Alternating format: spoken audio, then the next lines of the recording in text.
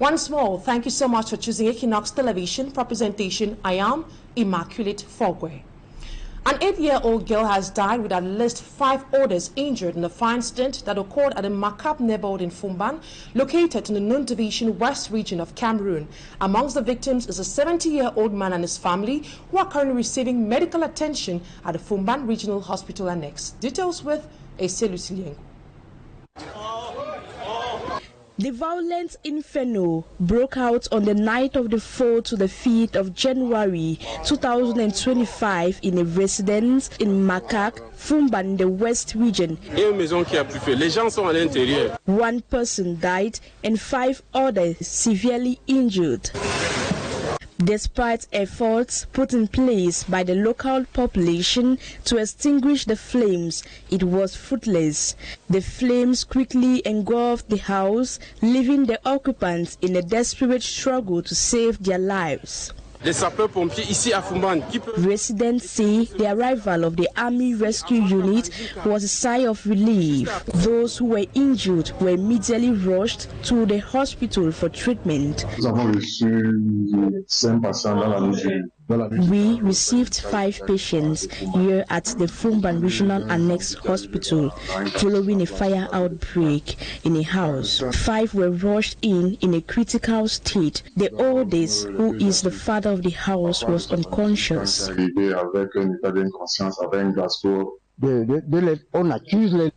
the actual cause of the inferno is not ascertained, many say the fire resulted from a short circuit.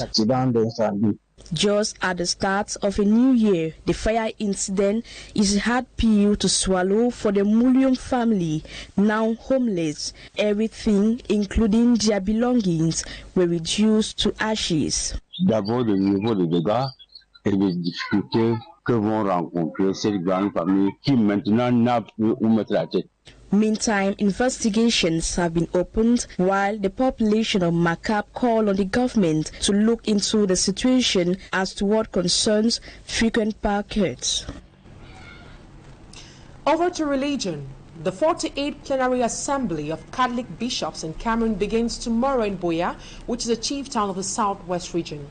The bishops, who came from all the dioceses of Cameroon, arrived to Buea over the weekend and celebrated a pontifical mass at the Divine Mercy Core Cathedral in Moliko in the presence of hundreds of Christians and local administrators. The meeting of bishops is coming at a time when some heads of the Roman Catholic Church have been advocating for positive change in the country. Greater details with Anabila Leke. Bishops of all the dioceses and archdioceses of Cameroon converged on Buea to discuss burning issues concerning the church and the social life of the country as a whole. The bishops were received by various communities from the north to the south, east to west, who are based in Buea. They were welcomed by the Bishop of the Buea Diocese, His Lordship Michael Bibi. The bishops of the Roman Catholic Church are meeting at a time when there is dire need for a positive socio-political change in the country. The conclave comes on the heels of pertinent and critical outings of some Catholic bishops who stood out to condemn and criticize the misery Cameroonians, especially the common man, have been subjected to for several years now under the Buea regime. Bishops in the likes of His Grace Samuel Kleda of the Douala Archdiocese, that of Yagua, Yaouda Ugur, and the Bishop of the Ngandere Diocese, Monseigneur Emmanuel Abo, had shouted at the top of their voices the need for a transition at the helm of the state. The ongoing Anglophone crisis, which has devastated the two English-speaking regions, is also a great preoccupation to the Catholic prelates, especially those from the Bamenda ecclesiastical province. We see how situations of kidnapping, we see how situations of fighting in some areas. Though the bishops are of the opinion that peace is the ultimate according to the Catholic doctrine, they add that there can be no peace without justice and the equitable distribution of the country's natural resources. Build up justice, we have peace in our midst. The bishops, while in Buea, celebrated a pontifical mass at the Divine Mercy Core Cathedral in Moliko. The 48th plenary session of the bishops of Cameroon officially opens on Tuesday, January 7, under the same synodality. In the same vein, bishops in Cameroon continue denouncing poor living conditions, embezzlement, corruption, and many other ills which are affecting the country. The most recent outing is that of the Bishop of Gaoundéré in the Adamawa region of Cameroon. His Grace Emmanuel Abu exposed the suffering of most Cameroonian youths whose dreams have been shattered because of what he qualifies as a failed regime. According to the bishops, Cameroonians are barely surviving. We have details in this report done by Malaglory. The Archbishop of Gaoundéré in the Adamawa region, His Grace Emmanuel Abu, decried the suffering of most Cameroonians. He translated the message of Pope Francis for this year 2025 to Christians, where he is worried on the living conditions of Cameroonians. De voir des jeunes sans espérance lorsque l'avenir est incertain et imperfect. He goes further to say the future of young Cameroonians have been shattered, that the sacrifice of parents who have done everything to guarantee the future of their children have been neglected. The bishop denounced bad governance in the country. He says the youths who are the supposed leaders of tomorrow have been deprived of that right. Des enfants pour qui les familles ont tout fait, pour qui les familles ont tout donné, pour qui les familles ont... He says agriculture should be a decision freely taken by one and not to be forced in it. L'agriculture et l'élevage doivent être un choix libre et même une vocation et non une obligation. His Grace Emmanuel Abu says while other youths are forced to be farmers, some youths have been privileged to go to big schools where some of them do not partake in the training, are immediately recruited.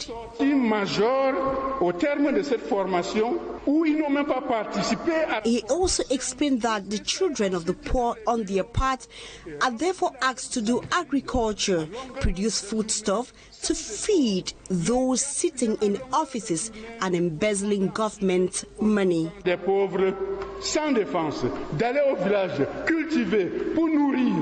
The Bishop of Gaoundéré, before ending his homily, says houses cannot be constructed by people who put aside rooms for visitors and others to store money stolen from poor Cameroonians, thus depriving them from the minimum they need to survive. And while the state is still silent on the bitter outings of some Cameroonian bishops who want President Buea to step down from power, some government ministers, like that of Grégoire Wona, Jean de Dieu Momo, decide to break their silence by expressing their opinions on the subject. Minister Jean de Dieu Momo, for instance, thinks bishops have no right to interfere in political affairs, whereas Grégoire Wona, on his part, reminds Cameroonians that it is a democratic country and that it permits everyone to express their opinions as far as this incident is concerned. Meantime, SDF politician says Cameroonians have the right to express their opinions and that the government should heed to the calls of these bishops. We have details with Innocent Aze. Jean de Dieu Momo, Minister Delegate at the Ministry of Justice, defends wholeheartedly the opinion that the church must abstain from all political affairs. He openly criticizes the recent stance and bitter outings of some Cameroonian bishops who want President Buea to decline from power.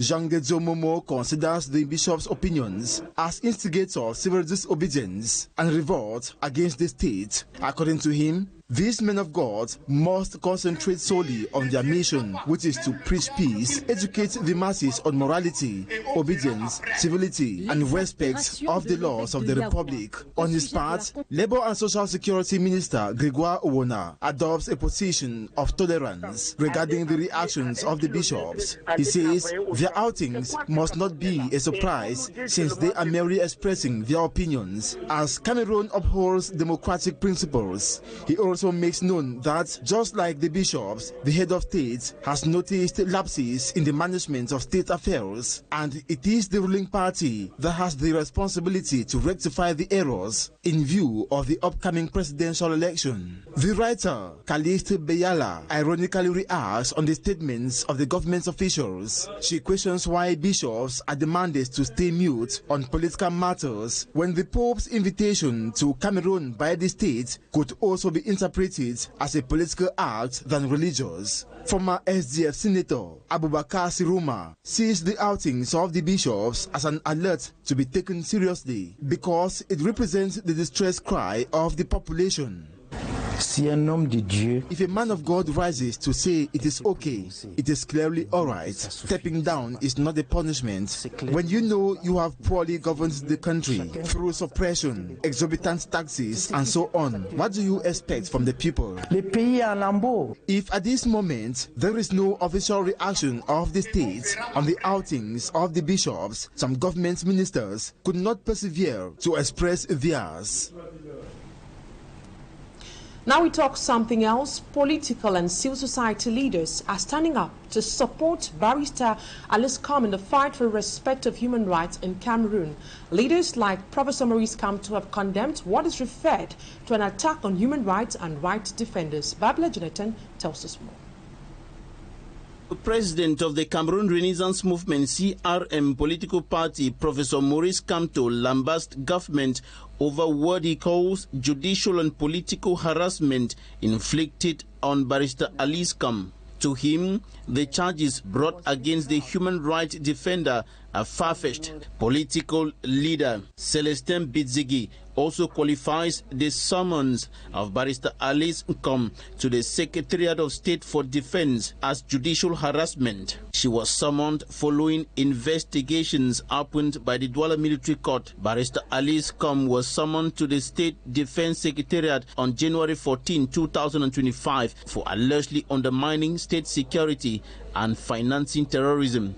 His Majesty Celestin Bidzigi supports the lawyer and denounces what he calls the rogue state. In a statement, he said the fight that Barrister Alice Kam is leading is part of the resistance of a people in the face of abuse and oppression by a governing order. His political entity, the Liberal Alliance Party, expresses its full support for the fight for human rights. In another message of support to Barrister Alice Kam and the human rights cause, University Don Professor Edouard Bokanye says, "We may not like Maître Alice Kam, but she is a lawyer and a human rights activist."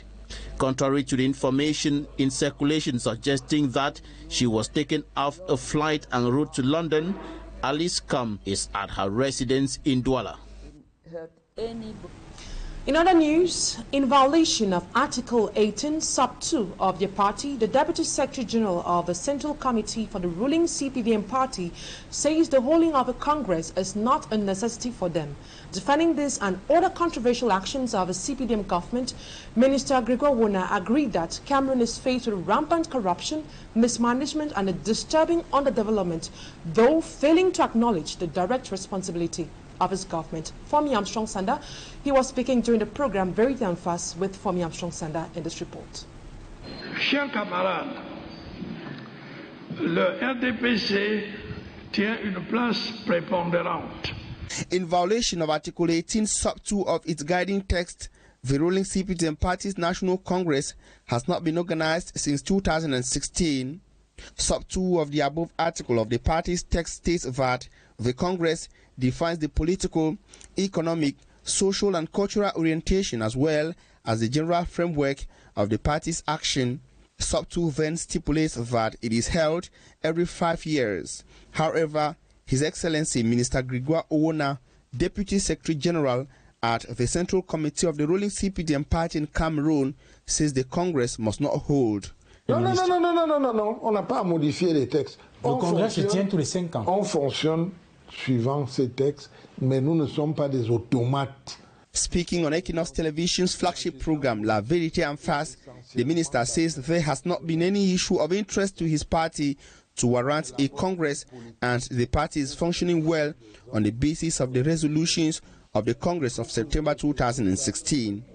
Donc, le Congrès a fixé comment, qu'est-ce que le président national peut faire, même s'il n'y a pas Congrès. In the same vein, the last cabinet meeting chaired by President Paul Buea dates back to March 15, 2018 at the Unity Palace. Je ne peux pas juger de la nécessité ou pas d'un conseil de ministres. Minister Gregor Wona says that has not in any way affected the functioning of the government, adding that members of government operate in conjunction with the orientation of the head of state, which are handed over to the Prime Minister every weekend at the presidency. Le ministre rencontre au chef de l'État, puisque de temps en temps, il me donne des instructions. Be it in the case of the CPDM Party's Congress, the Cabinet meeting, and or in the case of the Higher Judicial Council meeting, the member of government failed to say why they are not being organized as stipulated. Like the President of the Republic, the minister accepts that corruption, mismanagement and underdevelopment remain rampant in Cameroon, but refuses to accept that the problems are the direct fallouts of the policies of the government to which he is member. Les Camerounais constatent que le Cameroun est debout. Now to education, classes have effectively resumed in different school establishments across the city of Douala. Teachers, while welcoming students, urged them not to relent their efforts while calling on those who performed poorly during the first term to sit up. Meantime, the regional delegate of secondary education told some of the schools to ensure that classes have effectively begun. Sergi Chakutio tells us more.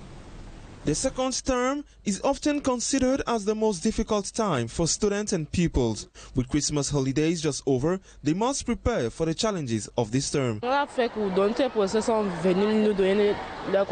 Oui, les cours sont bien passés, les professeurs ont continué le programme qu'ils avaient déjà commencé depuis et on comprend bien. Students who have accumulated gaps during the first term must catch up so as to meet up with their classmates. Malgré que j'ai des difficultés dans certaines matières, mais m'en sors quand même. The regional delegate of secondary education made it all so as to verify. The reopening is effective this morning. We have been in some schools and we noticed that teachers are there, students are there.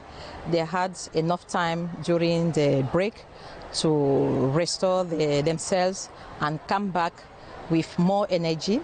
And we have been looking also to make sure that classes are following the digitalization. So we invite the students to follow up. We invite the teachers to follow up so that they should not be late because this term has much interruption. So we should be aware and focused to what we have to do. The second term is very important for students because it gives them the opportunity to prepare for their place in the next class and to improve the level they missed in the first term. The report ends this first part of the news. Talking Point is up next.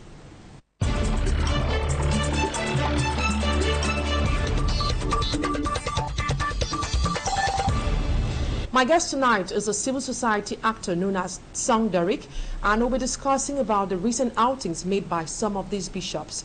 Good evening, Derick. It's a pleasure having you on Talking Point tonight. Bishops of Douala, Yagwa, Gaundari call on President Buea to retire. They are denouncing his advanced age, poor governance, embezzlement and corruption. What impact can such an outing have on the 2025 presidential elections? Good evening to you and good evening to the million viewers of Equinoxe television. Happy New Year. It's a pleasure that God has permitted us to see the new year. To start with, the bishops calling on Mr. Buea to resign. I think that the bishops are practicing what the Bible calls love. The bishops love Mr. Buea, and that is why they are calling on Mr. Buea to rest. Even God, after creation, rested on the seventh day. So Mr. Buea, after serving the nation for this long, 42 years, is just a clarion call that the bishops, through or representing the voice of the people, are saying that Mr. Buea needs to rest. And we want to say it's that what the bishops are saying, the many bishops are saying, is not only the bishop speaking. That is the voice of the people, and that is the voice of God. In the call, there's an extended frustration of the people, of leadership stagnation, poor governance, weak infrastructural development that we all are witnessing in Cameroon, and a very high rate of unemployment. And the little employment we usually have in Cameroon is maybe disguised unemployment. We have had Operation Sparrowhawk that is out to hunt down those who are corrupt, they are the most corrupted. The governance scandals that we have many to call, the COVID gates 2019, the AFCON gate, the election malpractices, we have all of these. The impact of this call by the bishop is that it is going to increase awareness.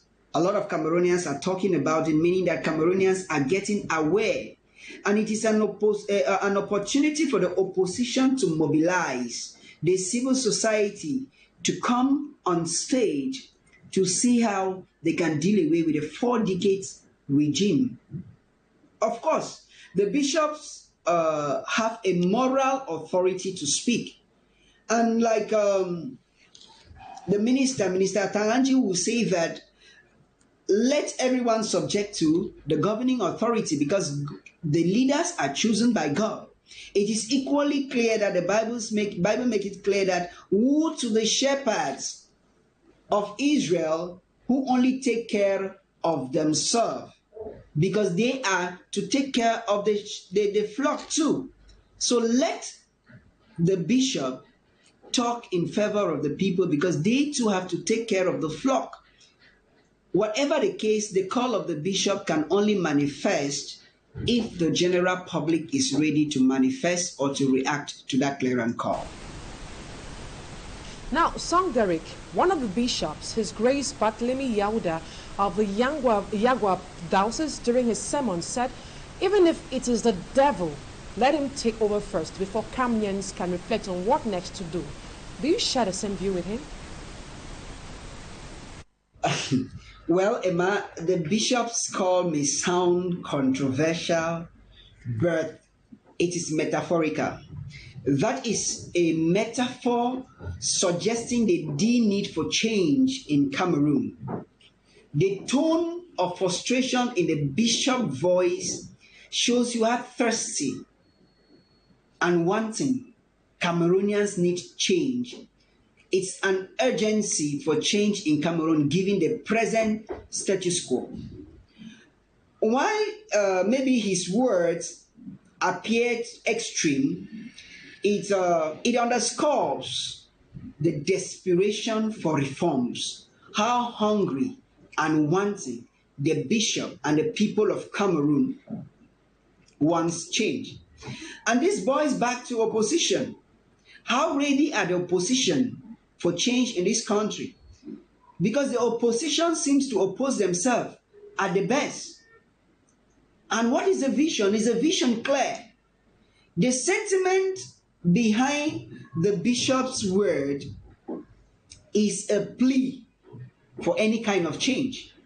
It is like the situation where a desperate woman in her 40s who is very desperate to get married tells you that I want married, man na man. It is no longer a time to select. Cameroonians want change. After 42 years of leadership, many Cameroonians still survive by hope. Everything in Cameroon, we are still hoping. And at this time, any radical shift, no matter to which direction, Cameroonians are desperate enough to welcome. That is why in the sermon he says, even if it is the devil, let the devil come first before we start comparing. Because 42 years after, we just want change. And it's a moment of desperation.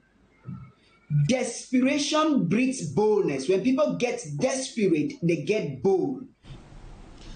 We saw the reports done by Innocent Azer reacting to the outing of the Bishop of Yagua. Jean de Dieu Momo, the Minister Delegate at the Ministry of Justice and Keeper of the Seal, said it is wrong for the prelate to be on the pulpit and call on the devil in Cameroon. Meanwhile, we saw that of Grégoire Wona, who is a Minister of Labour and Social Security, who thinks that the outing of the bishops is a manifestation of democratic freedom. It seems even members of the ruling CPDM party have different opinions on the subject. Is there anything wrong for bishops to speak out against such ills? talking about Jean de Dieu Momo's outing, I reserve my words when it concerns Jean de Dieu Momo because we all know how he walked his way to where he is. And with moral rectitude, the bishops have a right to moral authority. And with the outing of Mr. Gregoire Wona, their controversies just shows us the complexities of politics. But whether there is division in the party or there is no division, it is a signal that there is a wind of change that is blowing, and all of us have to dance along with that wind of change. The bishops are moral leaders. The bishops have a right to talk about social ills like corruption, embezzlement, mismanagement of funds. It is their right to talk when governance is not going, because the bishops belong to the governed. They too are governed, and they too feel the pinch of what is happening. Why the approach of the bishop may seem wrong to some people, and they are being criticized, but they are speaking for the public interest. And as long as what the bishop says align to the public interest and not particular interest, I think they are right. What they are saying, why? Let's come to terms. Should it be a bishop had stood on the pulpit to praise the present regime, will they throw stones at the bishop? Certainly no. But because the bishop has said something that is contrary to their expectation, that is why people are throwing them stones. But there is nothing that the bishop said that is wrong, aside the fact that they stand at the extremes. But Cameroonians are thirsty for change. Our late Bishop Emeritus was a voice for the Cameroonians, and he spoke all the time. He said good things about the government, they praise him. Why is it that when they say something that is bad, they don't want to hail him? Let's look at this. A series of newspapers on their cover pages have described the bishops as being overzealous. According to the Pelican newspaper, the bishops are opposing President Buea, the population, and God. Others say the bishops are angry with the president because he denied giving them money to buy cars. What's your reading of these outings by these newspapers?